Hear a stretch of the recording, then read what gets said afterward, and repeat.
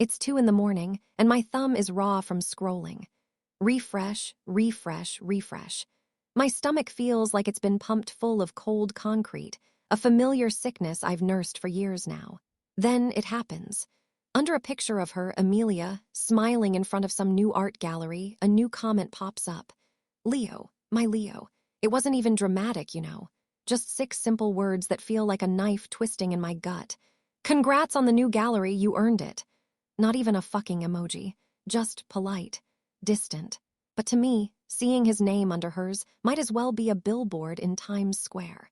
It's the validation I screamed for, the proof I manufactured out of thin air for 3 years. It's the public announcement that the prophecy I wrote has finally come true, and my world is officially over.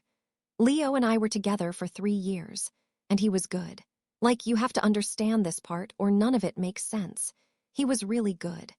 The kind of guy who'd remember the name of my childhood dog after I mentioned it once, 2 years ago. The kind of guy who learned how to make my coffee exactly right, not because I asked, but because he paid attention. He was patient, he was gentle, and he had this laugh that could make me forget why I was even mad in the first place. With him, for the first time in my life, I felt safe. Mostly. But there was always this ghost in the room with us. Her name was Amelia, his ex. And the worst part, the absolute most infuriating part, is that there was no drama there. They didn't have some big, dramatic flameout. No cheating, no screaming matches. They were college sweethearts who, in his words, just grew into different people. They just ended, amicably, and honestly, that was 1,000,000 times worse. If he had hated her, I could have dealt with that. But he didn't. He just respected her. And that respect felt like a space I could never, ever fill. So I made her into a weapon. My weapon. It became this sick, twisted little routine. It would start with something so stupid, like him forgetting to take out the trash or being 5 minutes late to meet me for dinner. Any tiny crack in his perfect boyfriend facade. And my brain, my stupid, broken brain, would just serve it up on a silver platter. The perfect line to make him hurt as much as my insecurity was making me hurt. You're so distracted lately, I'd say, my voice dripping with false sweetness. Thinking about someone else, wondering what Amelia's up to.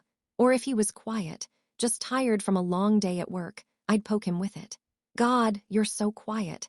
Is this what it was like with her? Did she just understand your moods better than I do? And the big one, the nuke, the one I always pulled out when I felt him pulling away even an inch. You just want to go back to her, don't you? Just admit it. The sick part is, I knew exactly what I was doing. Every time the name Amelia left my lips, it felt like I was poisoning the air in our apartment. A second later, I'd hate myself. I'd see the look on his face, not anger, just this deep, profound exhaustion, and my stomach would just drop. But it was a compulsion, you know. Like picking at a scab, I needed to test it. I needed to push him right to the edge just to see if he'd stay. I was addicted to that disgusting, temporary hit of reassurance when he'd sigh, run a hand through his hair and say, Sierra, no. Stop, I'm with you. And Leo, he never fought back, not once. He's a classic communication avoider. He hates conflict more than anything on this planet. He wouldn't yell. He'd just shut down. This wall would come up behind his eyes. He'd get this quiet, tired look on his face that was 1,000 times worse than screaming. It was the silence of him packing a little invisible bag in his mind. Another little piece of himself that he was taking away from me, brick by brick. For 3 years, I kept handing him the script, telling him his lines. I told him he missed her. I told him he wanted her back. I said it so many times, I think I even convinced myself. And maybe, just maybe, I finally convinced him too. The final fight, the one that actually ended it all, happened 2 weeks ago. And the stupidest thing, it started on a Tuesday night. A perfectly normal, boring Tuesday. We were on the couch, half watching some dumb reality show, and I was scrolling through my phone. Leo was next to me, his laptop open, finishing up some work. It was quiet, comfortable, the kind of domestic peace I'd always claimed I wanted. Then his phone buzzed on the coffee table. The screen lit up, a message preview. My eyes darted to it instantly, a reflex I'd honed to perfection. It was a name, a woman's name, Catherine, and a message that said something like, Hey, got your notes on the deck. Makes sense, talk tomorrow. That was it, that's all it took. A normal person would see that and think, oh, a coworker. But my brain doesn't work that way. My brain saw an opening. It saw a threat that it could magnify, a spark it could fan into a wildfire. This hot, prickly feeling crawled up my neck. It wasn't about Catherine. I knew, logically, it wasn't about her. It was about the opportunity she represented. The opportunity to play my favorite, most self-destructive game. "Working late?" I asked. My voice was dangerously calm. "Yeah, just trying to get the Q3 projections finalized," he said, not looking up from his laptop. "Catherine seems dedicated," I said. The name felt like acid on my tongue. He finally looked up, a little confused. "Oh, yeah, she's on my team. She's great." He started to look back at his screen, but I wasn't done.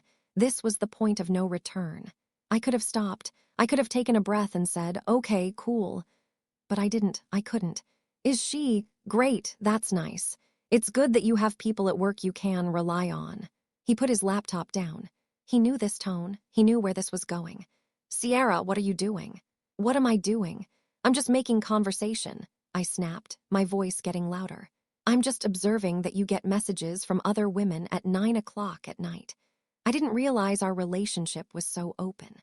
She's my colleague. We have a deadline." "This is insane," he said, his voice staying level, which only made me angrier. And then I did it. I reached into my arsenal and I pulled out the nuke. "Oh, I'm insane. Or is it just that anyone else seems more interesting than me right now?" I stood up, pacing in front of the TV. "So anyone will do, right? As long as it's not me. Is this how Amelia stole you from someone else? Did you just get bored and start answering late-night texts from her, too?" There it was, the name, hanging in the air between us, thick and toxic. He didn't get angry. He didn't yell. He just deflated. I watched it happen. It was like someone had pulled a plug and all the energy, all the fight, all the patience he'd ever had for me just drained out of him onto the floor. He looked at me, and his eyes were so empty. It wasn't the look of a man who was mad at his girlfriend. It was the look of a man staring at a stranger who had just said something unforgivably cruel. For the first time, I didn't see exhaustion from the fight. I saw exhaustion with me. He was silent for a long time. Then he spoke, and his voice was so quiet I barely heard him. "Sierra, I'm tired." I should have heard it for what it was. A white flag. A final plea. The end. But I was so high on my own manufactured drama, so deep in my righteous victimhood, that I heard it as a challenge. I heard it as him just trying to shut me down like all the other times. "Oh, you're tired," I shot back, my voice dripping with scorn. "Tired of what, Leo? Of having someone who actually gives a shit about you? Fine. If you're so tired, then go find someone who doesn't make you tired." I expected him to argue, to sigh and tell me I was being ridiculous, to pull me into a hug and absorb my poison like he always did. But he didn't. He just stared at me for another second, a look of bleak clarity on his face. Then he stood up, walked past me without a word, went into the study and closed the door. Not a slam, just a soft, final click. And I stood there in the living room, my heart pounding, thinking I had won. I had won another stupid, pointless fight. God, I was such an idiot. The next morning, the space next to me in bed was cold. I reached out, my hand hitting an empty sheet and my eyes snapped open. I figured he'd slept on the couch in the study, or maybe he'd just gotten up early to go for a run to clear his head. Avoid me. That was his usual move. So I did my usual move. I rolled over and sent him a text, the perfect blend of half-assed apology and lingering accusation. "Hey, you okay? Last night was a lot. Call me." I stared at the message. Delivered. Not read. I went through my day in a haze of self-righteousness. I replayed the fight in my head, editing it to make myself the hero. He was being secretive. He was dismissive. I was just reacting, right? I was just trying to protect our relationship. The silence from him was unnerving, but I told myself it was just him being dramatic, him punishing me. He'd come home from work, we'd have a tense dinner, and then we'd fall back into our toxic rhythm. That was the plan. I got home around 6. The apartment was silent. Eerily so. Not the normal, no one's home quiet. It was a dead quiet. A hollow quiet. A knot of genuine dread started to form in my gut, replacing the anger. "Leo," I called out, my voice sounding small in the stillness. Nothing. I walked into our bedroom and that's when I saw it. It wasn't one big, obvious thing. It was 100 tiny, devastating absences. The top of his dresser was clear. His watch wasn't there.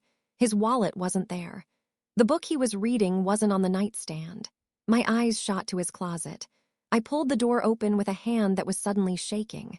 It was half empty. All of his shirts gone. His suits gone. The row of his shoes on the floor gone. Just my stuff, looking lonely and ridiculous. I stumbled out of the bedroom and into the bathroom. His toothbrush was gone from the holder. His razor wasn't by the sink. The bottle of his stupidly expensive shampoo that I always complained about was missing from the shower. No note. No final, dramatic confrontation. No screaming match. He had just surgically removed himself from my life. While I was at work, probably humming along to the radio and feeling smug about our fight, he was here, quietly packing his things, box by box, memory by memory, and just leaving. It was the ultimate communication avoidance. He didn't want to fight anymore. He didn't want to talk it out. He just wanted to be gone. It was the most passive, silent, and utterly brutal way he could have possibly ended it. He had ghosted me from our own home. For the next 48 hours, I became a crazy person. I mean, a truly unhinged, pathetic, crazy person. I called him. It rang and rang, then went to voicemail.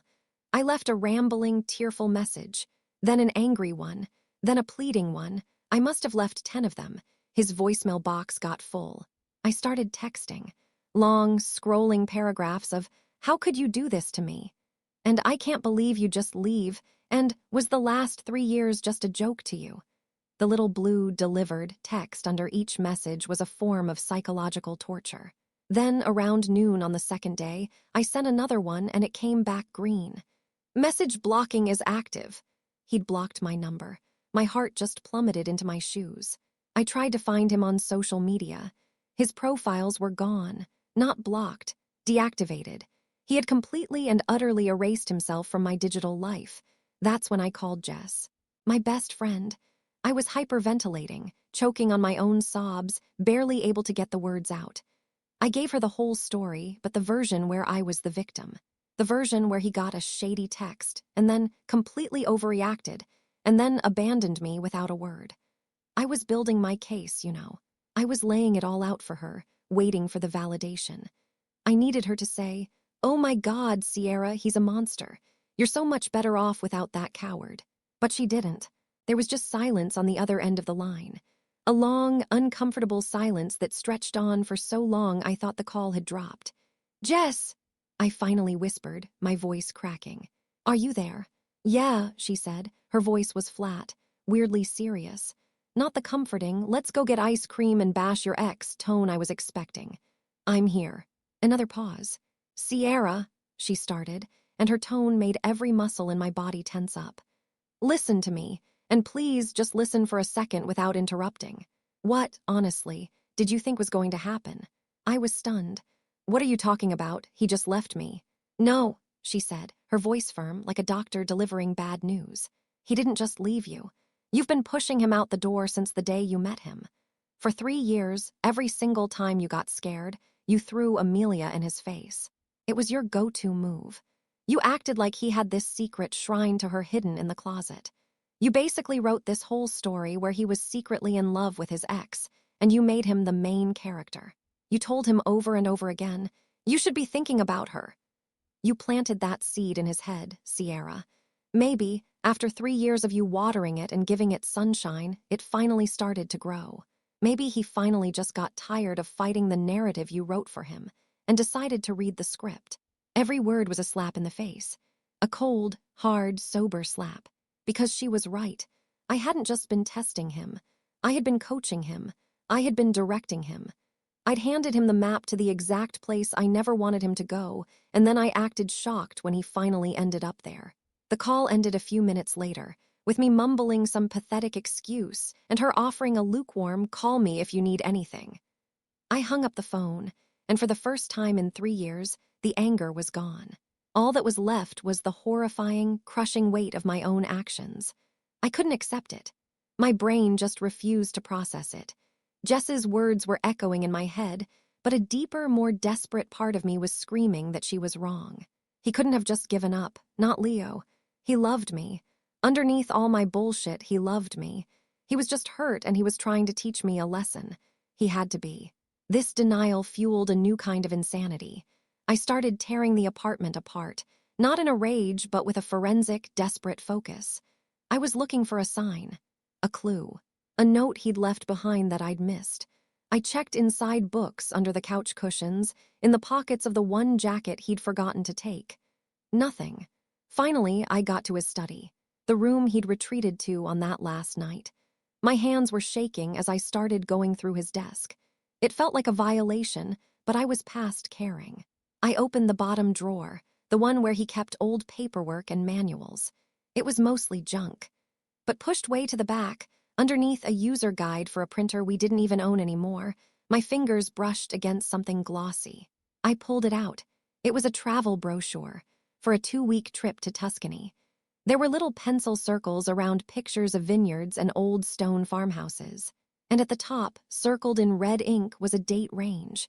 It started on my birthday next month. My breath caught in my throat. My heart was hammering against my ribs. Tucked inside the brochure was a small, folded piece of paper. I unfolded it with trembling fingers. It was a receipt from a jewelry store downtown, a deposit paid, dated 3 weeks ago. And on the item line, it said, "Custom ring resizing." I think I actually made a sound. A choked, guttural sob. It all clicked into place in one single, horrifying, soul-crushing moment. The late nights at work weren't about some other woman. They were about him saving up. The quiet moods weren't him thinking about his ex. They were him being lost in his own head, planning this. Planning a future. Planning to ask me to marry him in Italy on my birthday. While I was sharpening my verbal knives, while I was crafting the most vicious, targeted insults my broken brain could conjure, he was planning the most beautiful, romantic gesture of his life. He wasn't building a wall, he was building a future. And I had taken a sledgehammer to the foundation, brick by brick, until the whole thing came crashing down on top of us. I sank to the floor, clutching that stupid brochure, the evidence of the life I could have had, and I just wailed. It wasn't just heartbreak. It was the agony of a self-inflicted wound. Which brings me back to here. Now, 2 in the morning in an apartment that feels like a tomb. It's so quiet I can hear the hum of the refrigerator. It's been 2 weeks since he left, and the shock has worn off, replaced by this gnawing, hollow ache. The discovery of the ring, the trip, it didn't fix anything. It just made the reality of what I've lost 1,000 times more vivid. So I do the only thing I can. I stare at my phone. I've created a new, anonymous Instagram account. My old one is a graveyard of our pictures that I can't bear to look at or delete. And I go to her page, Amelia's. It's my new ritual, my own special circle of hell. I look at the picture he commented on, the one of her in the gallery. She's standing next to one of her paintings, smiling. It's a nice smile. She looks happy. She looks uncomplicated. Underneath, his comment is still there. "Congrats on the new gallery, you earned it." It has a few more likes now. I click on the likes, scanning the names, looking for, I don't even know what. Proof. More pain. He hasn't followed her. He hasn't liked any of her other pictures. It's just that one comment. A simple, decent gesture to someone from his past. A door he's closing politely. He's not running back to her. He's just moving on. He's re-engaging with a world that existed before me, a world I tried so hard to convince him was better. And he's leaving me behind, trapped in the wreckage I created. My mind is a tilt-a-whirl. One second I'm filled with this blinding, screaming rage. How dare he? How dare he just move on so easily after 3 years? How dare he comment on her picture when I'm here, falling apart? And then, just as quickly, the rage collapses into this wave of self-loathing, so intense it makes me feel sick. This is your fault, all of it. You did this. I compose texts to him in my head, long, rambling apologies, begging him to just talk to me. Then I delete them, my thumbs hovering over the screen as I type out furious, accusatory messages before deleting those too. I know, with absolute, soul-crushing clarity, exactly what I did wrong. I can see every misstep, every cruel word, Every paranoid accusation laid out behind me like a trail of breadcrumbs leading directly to this empty apartment. I'm smart enough to see the whole ugly picture, but I'm still the same person who picked up the paintbrush and painted it. I can't stop, so I just sit here in the dark, and I refresh, and refresh, and refresh. A prisoner in a jail of my own making, watching the ghost I created learn to live again.